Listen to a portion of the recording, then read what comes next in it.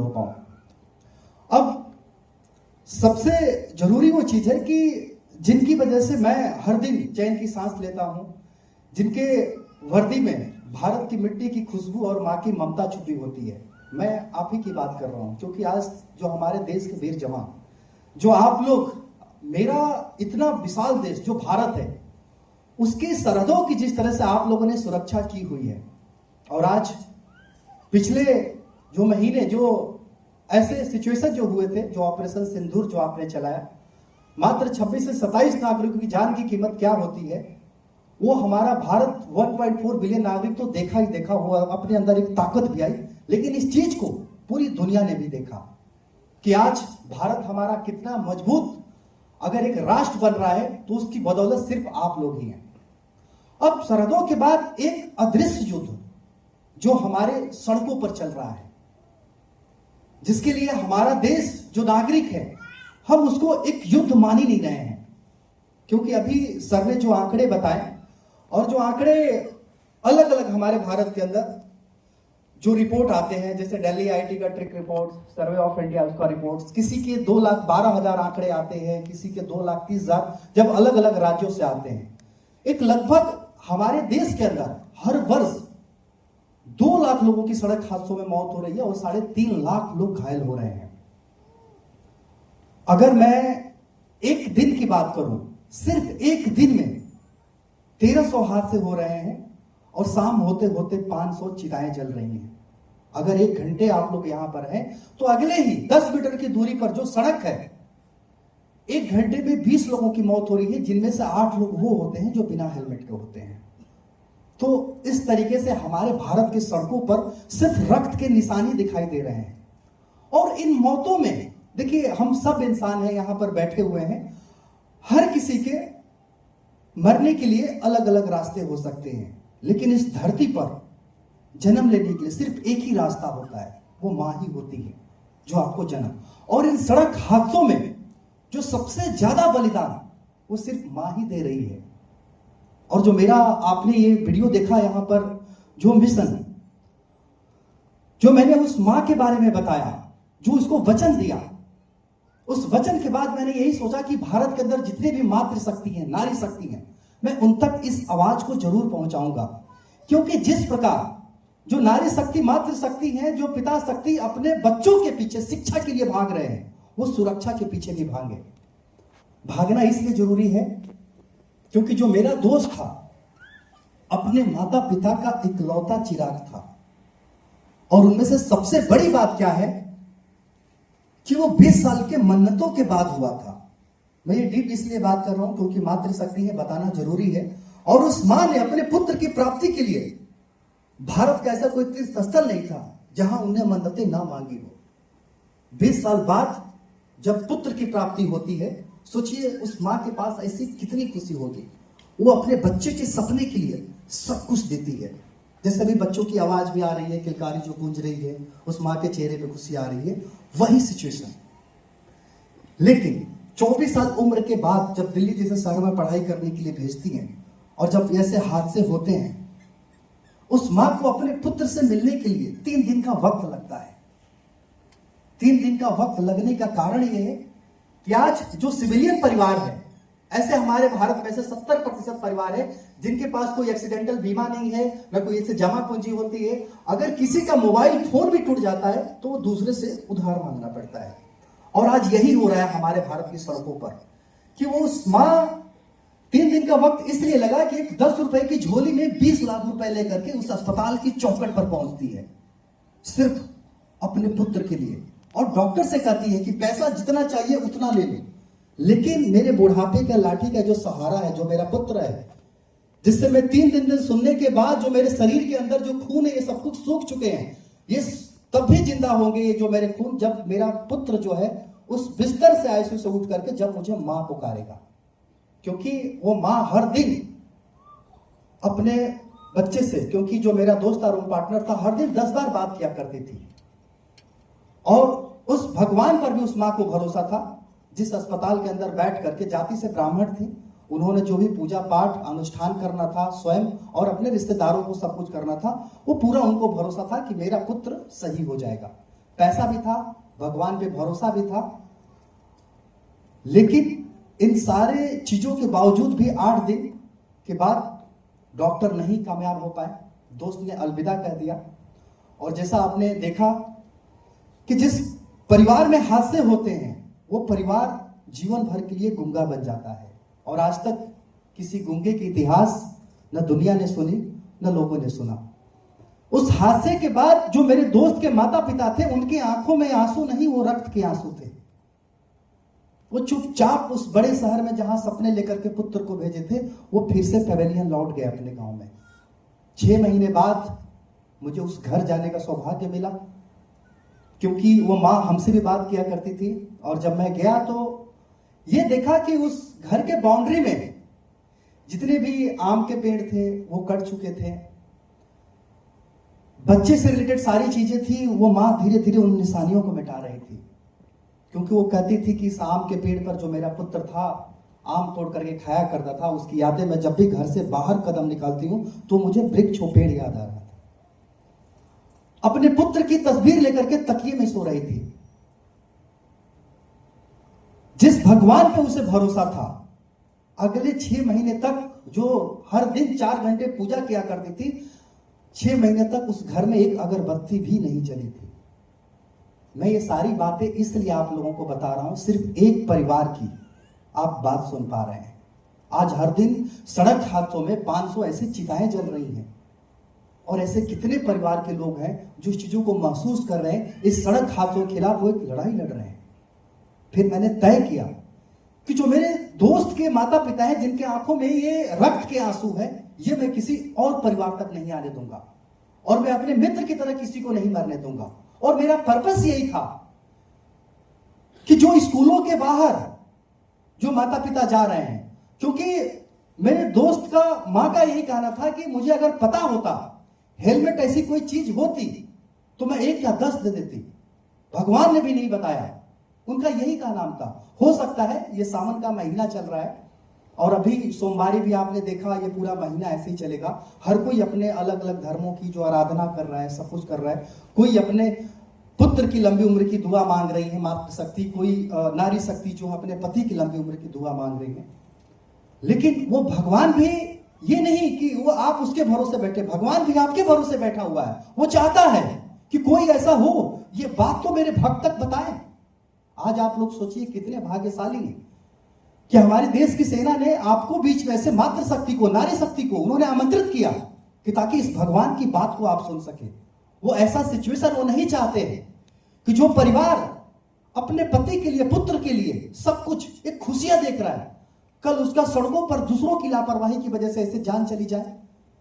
इस हॉल के अंदर जो छोटा बच्चा अगर बैठा है, मान लीजिए कोई 2 से 3 साल का बच्चा, अगर गलती से उस बच्चे के हाथ में चाकू आ जाए तो सोचिए, ऐसा लगेगा कि मां का कलेजा निकल गया हो। उसको क्यों ऐसे डर है? कि उसको पता है कि जो मेरा पुत्र है उसका हाथ ट्रेंड नहीं है, उसको नहीं पता है, वो कहीं भी कुछ भी कर सकता है। वो मां इतना चिंतित हो जाती है। आप सोच रहे होंगे जो सड़क दुर्घटना की जो मैं बात कर रहा हूं, हमेशा हमारे भारत के अंदर सड़क दुर्घटना की हम जब भी बात करते हैं तो एक 4 व्हीलर की छवि उभर के आती है। लेकिन सबसे ज्यादा जो मौत हो रही है 80% लोगों की पेडेस्टेरियन, जो सड़कों पर पैदल चालक होते हैं, साइकिल और ये बाइकर होते हैं। ये 3 ऐसी कैटेगरी है जो लोगों की 80% ये मौत के कारण बन रहे हैं। और उनमें से हमारे भारत सरकार का कहना यह है कि अगर एक सामान्य नागरिक मर रहा है तो 92 लाख रुपए का नुकसान हो रहा है। अगर एक बाइक के ऊपर अगर 2 लोग बिना हेलमेट के चल रहे हैं तो 1 करोड़ 80 लाख रुपए हमारा और आपका लेकर के चल रहे हैं। हर वर्ष 5 लाख करोड़ रुपए राजस्व का नुकसान हो रहा है। यह पैसा इन बच्चों का है, इनके भविष्य के लिए है, जो आने वाली पीढ़ियां हैं, ये पैसा उनके लिए है। लेकिन फिर भी हम सड़कों पर जागरूक नहीं हो पा रहे हैं। आखिर कमी क्या है? मैं यहां पर कोई सड़क सुरक्षा की कोई बातें वैसे लेक्चर लेने के लिए आया ही नहीं हूं। मैं अगर लेक्चर आने आता तो मैं ऐसे प्रेजेंटेशन देता, मैं बोलता हाँ जी ये आंकड़े हैं, वो आंकड़े हैं, बहुत सारे आंकड़े आपको प्रेजेंट करता और आधे घंटे में चला जाता। मैं कोई ऐसा नहीं आया, आप ये अपने दिमाग से निकाल दीजिएगा। मैं तो सिर्फ आया हूं कि एक मित्र को खोने के बाद इस लड़ाई के ऊपर एक विजय हासिल करने के लिए मुझे हर भारत के नागरिक को अपना मित्र बनाना है।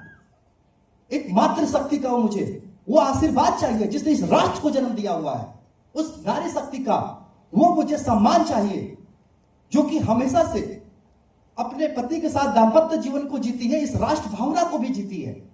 मुझे उनके चेहरे पर, इस आजाद भारत के अंदर सभी 1.4 बिलियन के नागरिक के चेहरे पर मुस्कान चाहिए। लेकिन इस मुस्कान को जीतने के लिए हम ऐसा क्या प्रयास करें कि जो हम इस पर जीत हासिल कर सके, क्योंकि हमारे भारत के अंदर ये जो 2 लाख मौत होती है, उसमें से 50,000 वो लोग मरते हैं जो घर के सिंगल चिराग होते हैं, जिनमें से मेरा मित्र भी था। अब ये जो भावना है, आखिर आजकल का जो युवा है क्यों सड़कों पर हेलमेट नहीं पहनना चाहता है? अब आप इस हॉल के अंदर जितने भी लोग बैठे हुए हैं, कोई भी यहां पर नंगे पांव नहीं आया हुआ है। हर किसी के पैरों में जूते और चप्पल है। यहां तक कि मैं वो 2 साल के 1.5 साल के बच्चे को भी देख रहा हूं जो मां के गोद में खेल रहा है, उसके भी पैरों में जूते चप्पल है। अगर यहां पर जो बच्ची बैठी है, बेटा आपको ये पहनाना किसने सिखाया था, पैरों में जूते चप्पल? मम्मी ने। एक जोरदार तालियां बजाएं। देखिए, मां ने सिखाया हुआ है, हर बच्चे को पता है। लेकिन आज हम सड़कों पर क्या देख रहे हैं? अच्छा, यहां पर कितने बच्चों के पास साइकिल है? साइकिल कितने लोगों के पास है? अच्छा, ठीक है, यानी कि लगभग सभी बच्चों के पास है। मैं अभी आऊंगा उसके ऊपर कि हम ऐसा क्यों पूछ रहे हैं। अभी क्या है कि जैसे बोर्ड एग्जाम खत्म हो रहे हैं, बोर्ड एग्जाम खत्म होने के बाद जो हमारे देश के जो पेरेंट्स हैं क्या करते हैं, स्कूलों कॉलेज में मतलब दाखिला के वक्त स्कूटी और बाइक देते हैं। ये हमारे देश का सबसे बड़ा क्राइम है। क्राइम में क्यों कह रहा हूं कि आपके बच्चे को जब तक साइकिल के ऊपर हेलमेट लगाने की आदत न बन जाए तब तक आप उसको स्कूटी बाइक न दें।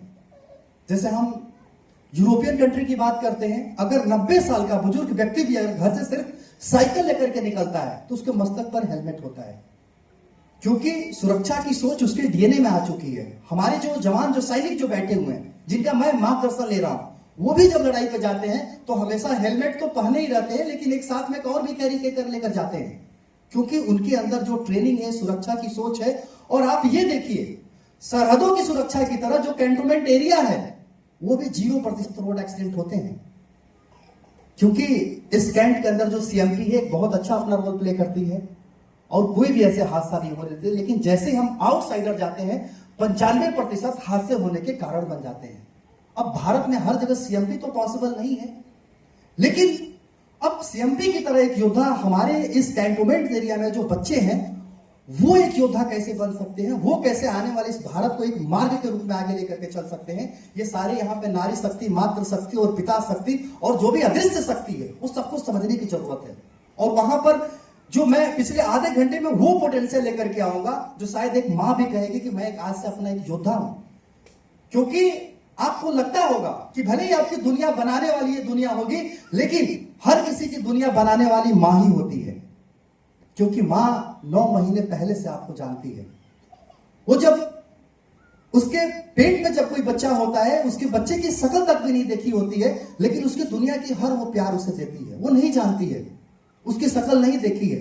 डॉक्टर अगर जन्म के वक्त अगर ये बोलता है कि बच्चे की धड़कन भी रुक गई है, उसके लिए भी कहती है कि हाँ, पेट की सर्जरी कर दो जी। तो हर तरीके से हर संघर्ष के लिए तैयार रहती है, जबकि बच्चा उसको मां भी बोलना नहीं सीखा है।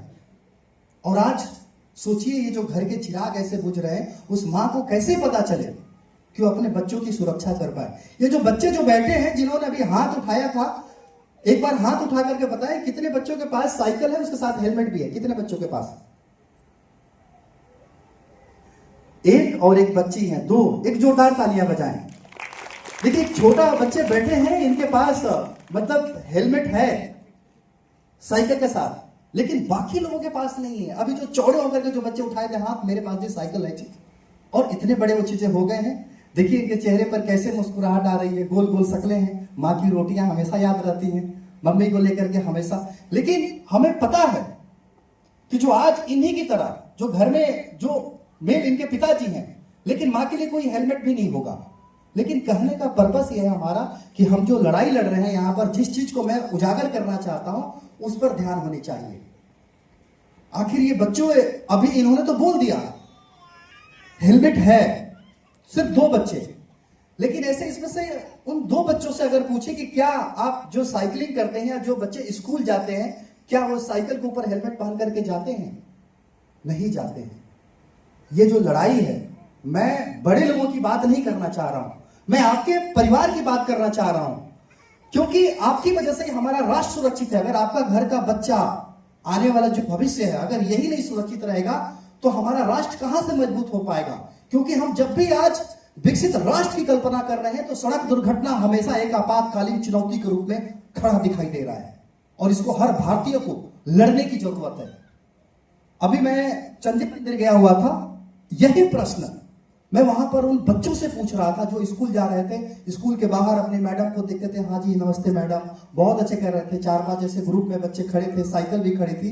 मैंने पूछा कि बेटा हेलमेट कहाँ है आपका? तो मुझे देख करके हंस रहे थे, यार ये ऐसे क्यों पूछ रहे हैं? तो वो बोले नहीं हेलमेट तो नहीं है जी, हम आते भी नहीं है, हम तो बस, क्योंकि वहां पे और भी देख रहा था बच्चे क्या होते हैं ना कि आप सिविलियन एरिया में जाएंगे, आप होता क्या है कि एक हाथ में साइकिल, दूसरे हाथ में मोबाइल, दिल रह गई दिलवाली में, साइकिल चली गई नाली में, एक टंगरिया टूट गई, सारी हैकड़ी भूल गए। तो ये जो बच्चे हैं बड़े नटखट होते हैं, इतने स्पीड में चलाते हैं, वो स्पीड का भी नहीं ध्यान, सोचते हैं जितनी ताकत है उतनी लगा दो। अब उनको हल्का सा भी चोट आ गया, अगर गिर गया, सोचिए मां के लिए कितना चिंता का विषय हो गया। हाँ जी, मान लीजिए कोई मुन्ना ही गिर गया, मुन्ना के पापा को बोलेंगे हाँ जी छुट्टी ले लो जी, चलो बच्चे को दिखाना है। और जब तक बच्चा सही नहीं हो जाएगा तब तक जो माँ है पिता को परेशान करके रखेंगी। लेकिन उस माँ को, आहट को तो पता है कि मेरे बच्चे के ऊपर कोई आंच नहीं होना चाहिए। बच्चा हाँ जी पढ़े। फिर जब बच्चे से पूछा कि आप जब बड़े हो जाएंगे तो क्या आप बाइक ऊपर हेलमेट पहनेंगे? तो 10 सेकंड सोचा उसने, फिर बोला हाँ पहनूंगा। हम बोले आपने इतना समय क्यों लगा दिया? बोले नहीं, कैंप के अंदर सीएमपी है, उस सीएमपी वाले पकड़ लेंगे। तो यानी कि सीएमपी के डर की वजह से वो बच्चा हेलमेट पहनना चाह रहा है। वो फिजिकली स्ट्रांग है, लेकिन मेंटली क्या है, सुरक्षा की सोच में स्ट्रांग नहीं है। क्योंकि आज जो मैं सड़कों पर देख रहा हूं, आज जो सबसे ज्यादा जो मौत हो रही है 18 साल से लेकर के 25 साल की युवा की मौत हो रही है, और उसको शमशान घाट ले जाने वाले उसके पिता ही होते हैं। जिस बच्चे को अपने बुढ़ापे का लाठी का सहारा बनना था पिता के लिए, लेकिन उस पिता को जवानी में ही अपने बच्चे को कंधे पर उठा करके शमशान घाट ले जाकर अर्थी दे रहे हैं। और आज हमारे भारत के अंदर सबसे अंदर न्यूक्लियर फैमिली है। सिर्फ एक ही बच्चे से वो बहुत कुछ उम्मीद, वो अपनी पूरी दुनिया देख रहे होते हैं, वो बच्चा उनका कॉपी होता है। लेकिन यही सिचुएशन जब मैं हर दिन यहां की भी बात कर रहा हूं, स्कूल के बाहर देखता हूं कि जो पिता हेलमेट पहन करके अपने बच्चे को पीछे बैठा करके बिना हेलमेट के, एक उसका भारी भरकम बस्ता उस बच्चे के कंधे पर है, पीठ पर है, और वो आराम से बच्चा अपने पिता के कंधे पर लेटा हुआ है और स्कूल जा रहा है। उस बच्चा जो मासूम है वो नादान है। ये बच्चे भी नादान हैं। उनको नहीं पता है कि जब मेरी उम्र 18 वर्ष होगी और सड़कों पर जो 80% जिन लोगों की मौत हो रही है दूसरों की लापरवाही की वजह से हो रही है, और शायद जो वैसे ही युवा, जो मेरा दोस्त था, मित्र था, वो दूसरे की गाड़ी की टक्कर की वजह से, हेलमेट ना लगाने की वजह से उसकी चिता जली। शायद वो जो पिता जो उसको स्कूल का जो शिक्षा का मार्ग दिखा रहे हैं, हो सकता है कल उनके बच्चे को भी इस तरह से वो सफर करना पड़े। क्योंकि ये सड़क दुर्घटना की जो दस्तक है, ये धीरे धीरे धीरे ये उन परिवारों तक पहुंच रही है जो परिवार हंसी खुशी था, ऐसी कल्पना भी नहीं किया था, लेकिन ऐसी सिचुएशन देखनी पड़ रही है। मैं सिर्फ जो 22 राज्य में जो घूमा हूं, जो सड़कों पर सिर्फ हेलमेट नहीं बांटा, ये जो 2 लाख लोग जो लोग मर रहे हैं, ये हमारे भारत के सिर्फ 2 लाख नागरिक नहीं, ये स्किल मैन पावर थे, ये टैक्स पेयर थे। आज इनका जो परिवार है अपने को खोने हुए जरूरतमंद की लाइन में लग रहा है। सोचिए, अब मैं अस्पताल के अंदर क्या देखता हूं कि जो नारी शक्ति, जो मातृ शक्ति इतनी मजबूत हुआ करती है, अगर किसी के घर का मुखिया अगर कोई अस्पताल में चोटिल होने के बाद अगर आईसीयू में पड़ा हुआ है, और आपको पता है कि सिविलियन परिवार के अंदर कोई पैसा नहीं है, उस नारी शक्ति को अपने पति की जिंदगी के लिए एक लड़ाई लड़ती है, एक जंग लड़ती है। वहां भी पैसे के लिए सबसे पहले क्या होता है, तन के जेवर बेचती हैं कि हाँ जी पति की आपको रक्षा करनी है। डॉक्टर और भी पैसे की डिमांड करते हैं। आपको पता है कि हमारे भारत की सड़कों पर जब एक्सीडेंट होता है तो सबसे बड़ा जो मीटर चलता है वो पैसा का इतना तेजी से चलता है कि जैसे हमारी फ्लाइट उठती है। वैसे ही अभी उन्होंने जस्ट अभी जेवर बेच करके आए, फिर पैसे का डिमांड, हाँ जी ये ऑपरेशन करना है। अब वो सारे रिश्तेदार सबसे मांगना चालू कर देती हैं। जिस पिता ने उनको दूसरे की चौखट पर भेजा हुआ है, जिस पिता से हमेशा वो खुशी खुशी खबरें शेयर करती थी, आज उस पिता से भी आस लगा के बैठी हुई कि शायद मुझे पिता से भी पैसा मिल जाए क्योंकि अपने पति की मुझे जिंदगी बचानी है। वहां से भी सारे रिश्तेदारों से कुछ ऐसे भी जो मैंने अपना घर भी बेचने के लिए वो लग जाती है। क्यों? क्योंकि उनको अपने पति की जिंदगी बचानी होती है। और डॉक्टर सिर्फ यही कहते हैं कि ऊपर वाले पे भरोसा रखिए, और उस ऊपर वाले के भरोसा पर वो सब कुछ जो नारी शक्ति है वो त्याग देती है। सिर्फ मुझे अपना पति चाहिए। 2 महीने के संघर्षों के बाद जब उनके पति की जान नहीं बचती है और वो चल बसते हैं, ये डीप में बातें इसलिए मैं बता रहा हूं क्योंकि ये सिर्फ अभी तक हम लोग मौत के आंकड़े तक ही थे। जब मैं वैसे पीड़ित परिवार के बाद गया, जब उस नारी शक्ति को जब फिर से अपने बच्चों की स्कूल फीस का बोझ आता है, वैसे पूरी जिंदगी को चलाना पड़ता है, वैसे ही पूरे समाज के अंदर है, समाज की जिम्मेदारियों को उठानी होती है, पैसे के नाम पे कुछ है नहीं, इतना बड़ा कर्ज होता है। वो नारी शक्ति जो अपने आप में बहुत ताकतवर थी, वो मातृ शक्ति, वो आज जिंदगी हार जा रही है। वो लास्ट में क्या कर रही है, मार्केट से जाकर के जहर की शीशी लाती है, अपने बच्चों को दे करके सीधे मौत को गले लगा लेती हैं।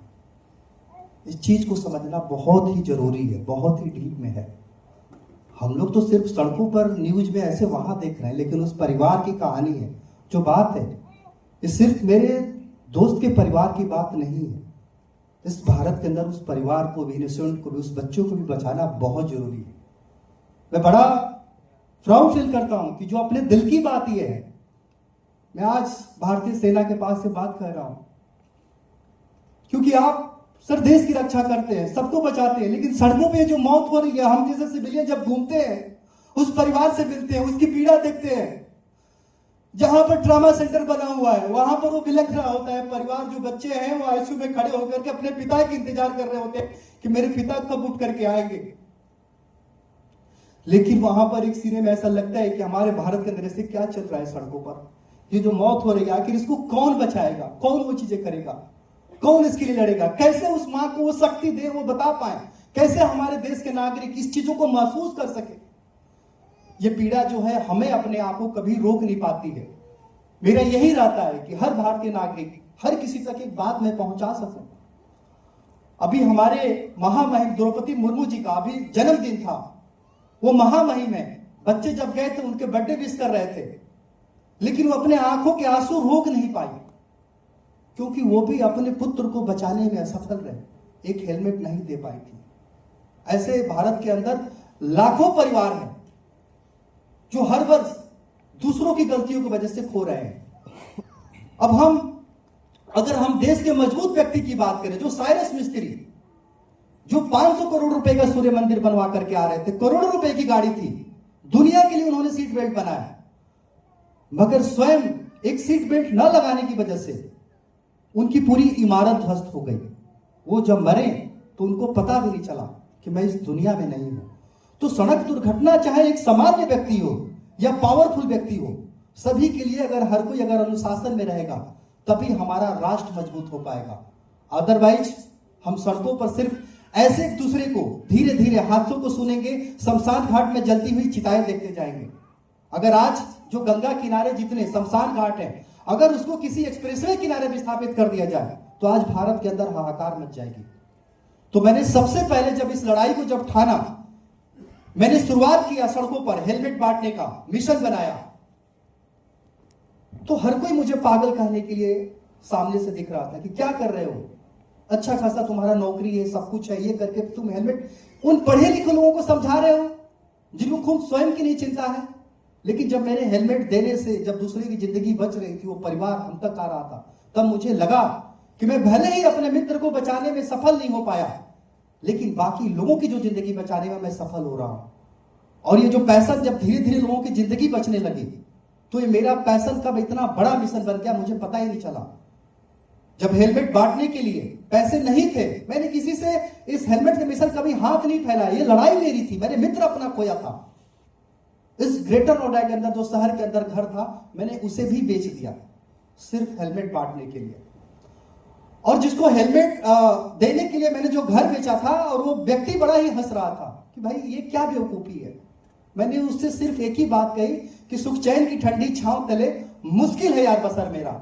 महलों में कबूतर रहते हैं, मैं बाज हूं पर्वत घर मेरा। रण स्वाभिमान का लड़ने को मैं एक अकेला काफी हूं।